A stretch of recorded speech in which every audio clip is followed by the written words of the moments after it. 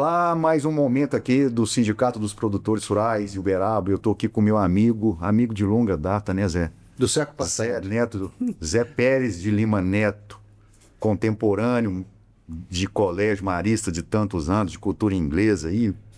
Muita história, né, Zé? E aluno número 0 da A4. Foi. Próximo ali do zero, né? Um dos primeiros. Ô Zé, nós estamos aqui batendo um papo aqui com os nossos produtores rurais, com todos que possam estar nos assistindo aqui, inclusive do pessoal das cidades, né?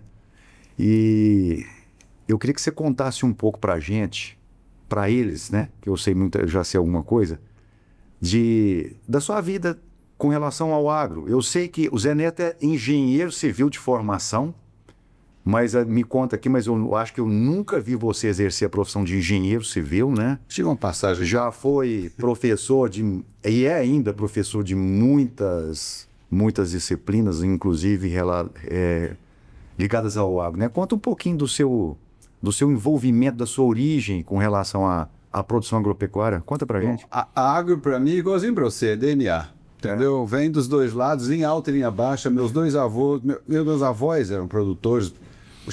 Vieram da fazenda para a cidade, para criar os filhos.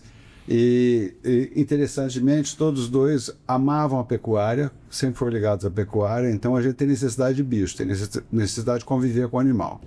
E eu sou eu sou filho de baby boomers, né?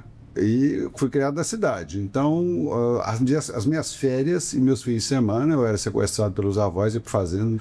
Aquilo era a alegria da vida, era o orgasmo. Quando a gente podia ir para lá e subir no pé de jabuticaba, sair, matar porco, ir no curral, vacas de pegando a gente no curral, aquela coisa, né? Os brevos, beijar nos brevos. E até hoje, o que me dá mais prazer quando eu chego no campo é o cheiro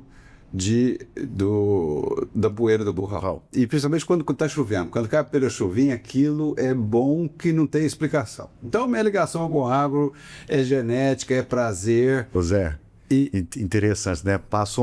Agora há pouco tivemos com outro presidente aqui, com outro vice-presidente, ele falou exatamente isso, a necessidade que a gente tem, quem tem no DNA, né? De sentir o cheiro do curral. É isso aí. Né? Isso aí é uma coisa inexplicável, né? Inexplicável. Até hoje. Mete as nossas lembranças de infância toda, é uma coisa deliciosa. Como produtor, a gente é pequeno ainda. E quando vai para fazenda, então você passa uma manhã no curral mexendo com o gado, ou uma tarde, putz, você ganha o dia. É bom demais. É 2 dias de paz, né? Você volta reenergizado da fazenda. Então, isso é... E se tiver montado um cavalo, então, para aí, assim, aí eu ganhei a semana. Exatamente, é a cereja do bolo. Mas eu fui criado na cidade, como te contei, e eu tive muita sorte. Então, eu tive muitas oportunidades na vida, e eu agarrei a maior parte delas. Algumas até eu ajudei a criar, a gente cavou. Mas meus pais me incentivaram, meus avós também incentivavam a estudar, a aprender muito, a não ter limites, a não ter medo de ver coisa diferente, de aprender coisa diferente. Então eu andei pelo mundo, estudei bastante, mas tudo que eu pude fazer para aprender, descobrir, conhecer, eu acho que eu fiz. E isso valeu muito. Ô Zé, conta um pouquinho dessa experiência sua, que você viveu fora do país, viveu na França, um bom período, trabalhando como professor em universidade, com disciplinas ligadas ao agro, né? Isso. Conta um pouco pra gente disso aí, o que você trouxe dessa experiência para cá, pra gente, o que isso aí significou na sua formação? Vinícius, já no Brasil, já teve um pouco de aprendizado aqui, porque a gente veio de família de empreendedor. Então, minha família, como bons rebuseiros, né, quebraram várias vezes, reergueram, começaram de novo, nunca tiveram medo de fazer. E a gente teve uma condição de vida muito boa com um patrimônio muito pequeno, a vida inteira. E eu comecei na vida de empreendedor e de trabalhador muito cedo. Com 15 anos, eu tinha carteira assinada. Eu comecei a trabalhar com 13, não podia assinar carteira, mas com 15 eu fui para um trabalho que podia e já comecei a carteira assinada. E, como você contou, eu acabei virando engenheiro de formação, engenheiro civil. Apesar de gostar sempre de gestão e ter o pé na roça. E depois que eu fiz engenharia, você falou, você não engenheirou, eu engenhei 6 meses. Fui trabalhar num grande grupo brasileiro, fiquei 6 meses, era a maior empresa de engenharia do Brasil. E eu vi um esquema que era um pouco perigoso. Então, depois desses 6 meses, eu vazei e fui para os Estados Unidos fazer um mestrado na área de agronegócio, né, de gestão de agronegócio. Voltei, vim trabalhar nos negócios de família, a gente quebrou. É importante saber que o sujeito já quebrou, porque o sujeito já comeu um prato de sal. A gente muda de perfil e muda de atitude, por isso que a gente quebra. Eu acho que faz parte do crescimento do empreendedor. E sempre fui ligado ao meio do ensino, porque esse emprego dos 15 anos com carteira assinada era na cultura inglesa. Né? Me lembro disso. Primeira sala que eu entrei, a pessoa mais jovem da sala era eu. Todos os meus alunos na minha frente eram mais velhos que eu. Então, no primeiro dia até que eu bati o joelho no outro, mas no segundo dia em diante já estava mais ou menos sem vergonha, já foi mais gostoso do que desafiador. E então eu trabalhei sempre com ensino, e mesmo depois que eu voltei dos Estados Unidos, eu fui trabalhar na Faculdade de Ciência Econômica do Triângulo Mineiro, depois fui diretor da CIU, conselheiro. Então sempre estive ligado, fui para a Universidade de Uberaba, FASU, então sempre CZ também, você tem a sua passagem fui diretor lá, da né? CZ. Não, e tudo que tem de voluntariado aqui em Uberaba, acho que eu já fiz. O último é o nosso sindicato. E estamos muito bem felizes lá. E no conselho da Fundap também agora. Mas aí ligado ao ensino, eu sempre acreditei na juventude. Então eu sempre dediquei uma parte do meu esforço, do meu tempo em trabalhar a juventude e tentar formar jovens que pudessem suceder a gente. Isso é muito importante. E antes de eu contar um pouquinho da história lá fora, eu queria pegar um ganchinho. Eu vi o Peixoto falando da necessidade de a gente trabalhar associativamente. Eu queria conclamar nossos produtores e os sucessores dos nossos produtores aqui da nossa região, principalmente Uberaba, Delta e Água Comprida, que é a nossa área de atuação, né, no sindicato, a se juntar ao sindicato, a frequentar o sindicato inicialmente para descobrir como ele é, porque vocês vão descobrir uma coisa muito legal, vocês vão descobrir um ambiente muito bom de trabalho, para depois vocês se tornarem sócios, porque nós precisamos de jovens para nos suceder. Tá? A perenidade da nossa atividade e do nosso sindicato depende de jovens. Então eu queria conclamar os jovens a se juntarem a nós, pelo menos me conhecer, para a hora certa eles entrarem como sócios e fazerem a sucessão junto conosco. Vai ser um prazer fazer isso aí. De modo especial, esse convite, né, Zé? Você está direcionando ele para os filhos de produtores rurais. Exato. Né? Exatamente. E até os que são filhos das que gostam. Aqueles que às vezes não são, mas que têm afinidade com o setor, né? A gente convidados a conhecer. A gente pode até ajudá-los a entrar para o hall de produtor. Isso. Isso aí.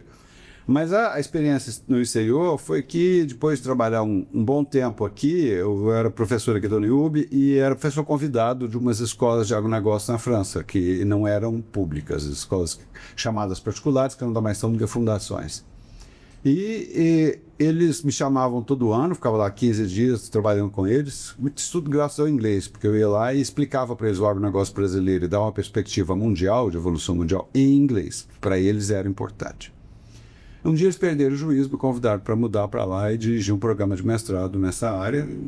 Eles muito sem juízo, eu mais ainda. Foi. Em um mês, nem mês, em 20 dias eu saí de Uberaba, estava morando na França.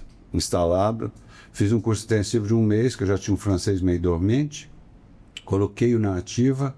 Fui dar as famosas aulas em inglês. A primeira que me indicaram era para adultos, educação executiva, em francês. Então, mais um desafio, lá vou eu. Saí daqui para dar aula em inglês e em francês. Então eu fiquei 15 anos trabalhando com essas instituições. Depois de um certo tempo, eu fiquei trabalhando parcialmente com eles e cuidando só da relação com o Brasil. A gente criou vários duplos diplomas e a gente fazia preparação de alunos franceses, não só franceses, mas internacionais, principalmente franceses, para vir ao Brasil, estudar aqui, conhecer o Brasil, e recebia lá os brasileiros que iam fazer programas de curso prazo de 6 meses, de 1 ano, e também duplos diplomas, que a gente construiu alguns duplos diplomas. Mas depois eu mudei, fui para a Universidade Católica, que era a 300 metros da Escola de Agricultura de Angers, e fui ser diretor internacional da Universidade Católica. Tinha lá 220 parceiros no mundo, então aí eu tive a oportunidade de andar bastante pelo mundo. Eu já conheci uns 50 países do mundo a trabalho. Então o bom de você ir a trabalho nos lugares é que você mergulha na cultura deles, você começa a entender como a linha de raciocínio, quais são as diferenças culturais. E eu acho que é um aprendizado muito grande. Alguns você leva por curto prazo. Mas isso tudo ligado ao setor do agro. No início, tudo do agro, quando eu fui para a Universidade Católica, ficou mais abrangente. Então, aí vários setores, várias áreas, mas eu continuava trabalhando em part-time para o agro e principalmente na relação Brasil-Europa. E, por último, lá na Europa, eu fui dirigir um programa que era franco-brasileiro, que eu ajudei a criar, e depois que ele foi criado, eu fui chamado a coordenar a parte francesa. Era um programa de mestrado em gestão de agronegócio, internacional, que recebia aluno do mundo inteiro, de novo tudo em inglês, e ficava uma parte na França, que eu coordenava, e uma parte no Brasil, que um colega aqui do Brasil coordenava lá em São Paulo. Isso foi até 2016, aí infelizmente eu perdi meu pai e precisei voltar a ficar mais tempo aqui no Brasil. Então desde 2016 eu voltei para cá com muita alegria, muito orgulho, vim ajudar um pouquinho a minha cidade, o nosso setor e tentar devolver um pouquinho de tudo que me foi dado, das oportunidades que eu tive até hoje.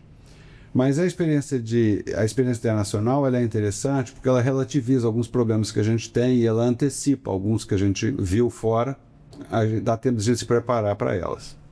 E também dá uma ideia mais ampla do que está acontecendo geopoliticamente no mundo. E isso nunca foi tão atual como nesses dias que a gente tem vivido de pura emoção. Né? Falar em pura emoção, Zé, depois de você ter feito esse tour todo na sua carreira aí, né, bastante robusta, né? Como é que você vê hoje, né, os desafios, não vou falar do agro não, vou falar da porteira para dentro. Quais são os maiores desafios na sua visão que nós temos diante da gente agora? Especificamente para nós, produtores brasileiros, um grande desafio que nós temos, que é histórico, né? Nós conhecemos que todas as nossas atividades são cíclicas e a gente historicamente tem a tendência de quando ela tem resultado positivo, que a gente põe dinheiro no caixa, acho que esse dinheiro esquenta demais as mãos da gente, incomoda. Uma coisa que a gente precisa fazer é aprender a trabalhar capitalizado, com dinheiro em caixa e com tesouraria para viver os momentos de crise ou os momentos de baixa do ciclo. Que inevitavelmente vão acontecer. Nós sabemos o que acontecer, sabemos até a época que elas vão acontecer às vezes, mas a gente não se prepara. Sempre que a gente tem uma sobra de caixa, a gente reinveste, a gente compra mais terra, a gente compra equipamento, a gente compra mais gado, a gente constrói um silo, a gente sempre investe. E nós precisamos aprender a balancear, a equacionar o quinhão que vai para o investimento e o quinhão que fica no caixa para nos dar reserva. Essa reserva, muitas vezes, aliás, na maioria das vezes, vai garantir a perenidade do nosso negócio, da nossa atividade. E esse é um dos grandes desafios que nós temos hoje. Mais desafios, nós temos inúmeros. O outro desafio é criar sucessores, é aquilo que eu estava falando para vocês ontem. Eu já estou acompanhando no mundo todo, a nossa classe sofre muito porque não tem sucessores. Ninguém quer ir para o campo, ninguém quer trabalhar no campo. Tá? Eu vi e vejo isso no mundo, em vários cantos, com problemas. Na América do Norte, na Europa, vai inevitavelmente chegar na Ásia.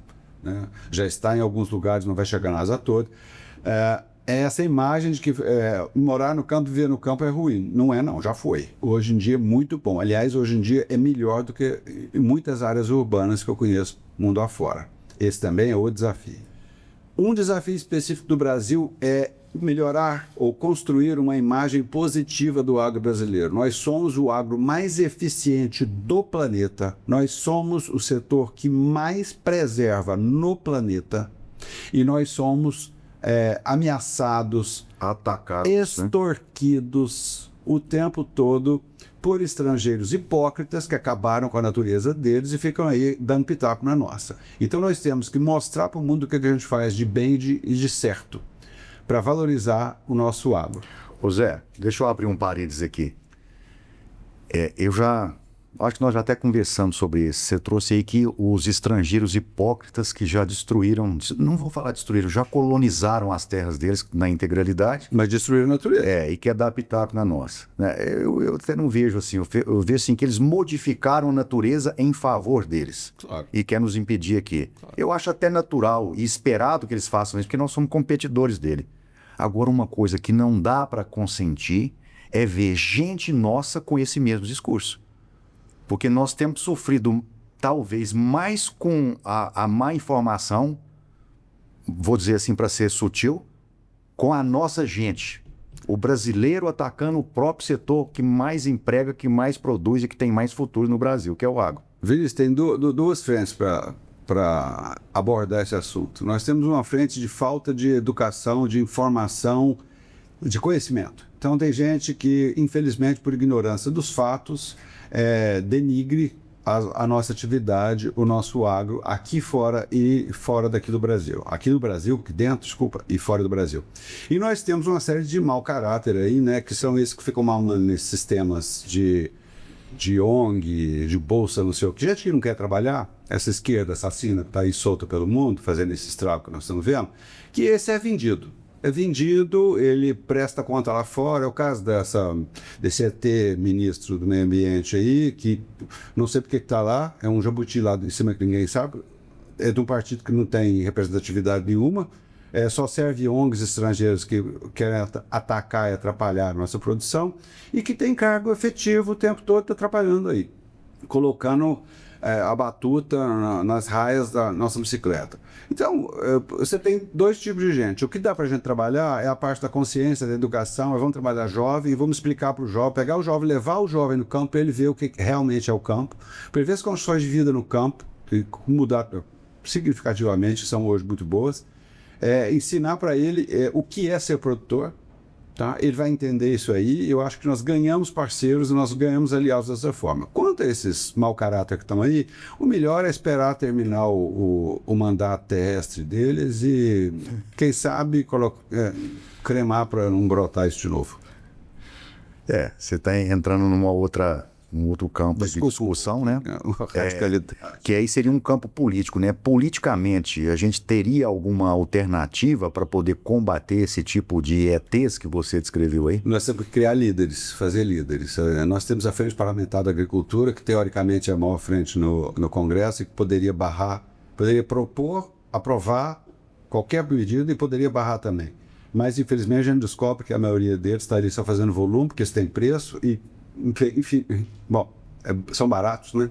Então não necessariamente votam as coisas que nos interessam e não propõem as coisas que nos interessam sempre, mas temos que criar líderes. Nós temos líderes, nós estamos criando líderes. Você sabe que aqui na região nós temos líderes, mas a vergonha uberabense é que numa cidade de quase 400 mil habitantes nós não tenhamos nenhum representante em Brasília nem em Belo Horizonte, nós não temos deputados.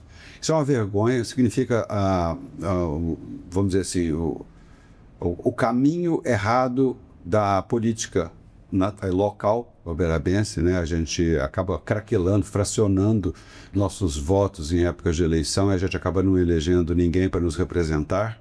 E nós somos também, a gente tem que fazer uma meia-culpa, nós somos muito fracos para criar líderes. Então a gente precisa criar líderes, motivá-los e ajudá-los a nos representar. Eu acho que passa por aí. A gente tenta fazer isso, você sabe que no sindicato a gente tenta fazer isso nas escolas que nos permitem ir lá falar do agro, mostrar o agro aqui na região nossa. Toda ocasião a gente abraça essa bandeira, vai lá e tenta, né, cativar jovens para entender o que é o agro, nos defender. E você sabe, você participou do programa Agro CEO, que é outra frente de ação que a gente tem, mas trabalhando com adultos, com tomadores de decisão, com gente que já é nível gerencial, ou de direção, ou de conselho, vamos dizer, de empresas do agro, sejam elas pequenas, grandes, médias, familiares, cooperativistas, corporações, pouco importa. Mas a gente tem algumas frentes de conscientização. E você viu, nós vamos criar, lá em Piracicaba, a gente vai embrionar um núcleo de pensamento estratégico para o agro brasileiro, né? Envolvendo a questão de energia, a questão legal, a questão de preservação, logística, todas essas frentes. Sim. Mas isso tende a ser um plano, tem que ser um projeto e um plano de Estado, não de governo. Então muda o governo, você não pode voltar a estaca zero, renomear, começar tudo de novo. Tem que ser um programa que perpasse interesses políticos, colorações políticas, momentos políticos, tem que ser um plano realmente de Estado. Isso nos falta aqui em Uberaba, isso nos falta aqui no Triângulo e no Alto Paranaíba, isso nos falta em Minas, nos falta no Brasil. Nós somos muito fracos nisso. Então a gente tem que ver alguns exemplos que deram certo, não copiar, porque não vai, para nós, não vai funcionar, nós temos que adaptar a nossa realidade, né? E é o trabalho que a gente acaba fazendo no sindicato, Exatamente. no AgCEO, na FASU, onde a gente tem oportunidade, a gente vai fazer. Né? A gente tem feito um trabalho bacana na FET também. Você e a nossa diretoria são testemunhos, colegas, são estão no mesmo barco, ajudando a fazer isso aí. Então, nós temos que continuar fazendo isso aí e procurar mais jovens que venham nos ajudar a dar continuidade. Ô Zé, essa conversa nossa aqui, ó, complexa demais, abrangente demais, nós vamos conduzir agora para você falar para o seguinte aqui, ó. Se você tiver que falar para o nosso produtor que está nos ouvindo, que porventura não seja sindicalizado, não esteja junto lá com a gente, e aquele que está, mas que está afastado, o que é apelo que você faria para eles aqui agora? Aquele que eu fiz no início, eu acho que eu até me adiantei, desculpa, eu acho que o pessoal precisa conhecer o sindicato e as ações dos sindicatos, ir lá, conversar conosco, tá? Ver o dia a dia, ver as ações que a gente toma, que o nosso sistema toma, porque muito pouca gente conhece o sistema, né? Que é o sindicato, a federação, a confederação, o Senar, o INAI, todos esses órgãos que nos apoiam, que nos representam em esferas superiores, né? A gente trabalha com vamos dizer assim, com o mesmo CAP, né? Com o mesmo intuito, com o mesmo esforço, com direção conhecida. Eu acho que as pessoas precisam frequentar, conhecer e participar. Esse é o apelo que eu faria. Venha conhecer. Para a gente ser realmente representantes dos produtores rurais, o que a gente pretende ser, a gente tem que representar todas as esferas dos produtores. E isso você já sabe, que a gente já há algum tempo no sindicato estava lá também, participou disso tudo, a gente trouxe os pequenos produtores, trouxe o produtor familiar. A gente tem que trazer médios, tem que trazer empresas, exatamente, todas as bandeiras e todas as classes participantes do agro tem que estar ali dentro. E a gente tem o hub nosso, né? Tem IMA, tem Emater, tem a polícia que está lá dentro, todos os órgãos que trabalham conosco, a gente criou aquele hub, criou aquela casa do produtor.